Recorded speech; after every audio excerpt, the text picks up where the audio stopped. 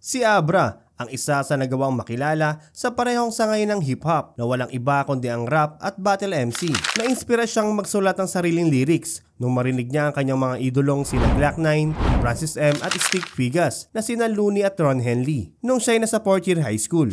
Nagsimula na rin siyang maglabas ng mga sariling kanta kasama ang grupo niyang LDP, ngunit mailap pa ang spotlight para sa kanya at sa grupo. Malaki ang pasasalamat ng ating bida sa pagkakaroon ng liga dito sa Pilipinas, kung saan hindi pinalampas ni Abra ang oportunidad na sa pamamagitan ng kanyang husay sa pakikipagdigma ng salita ay maisasabay din niyang maipakilala ang kanyang musika.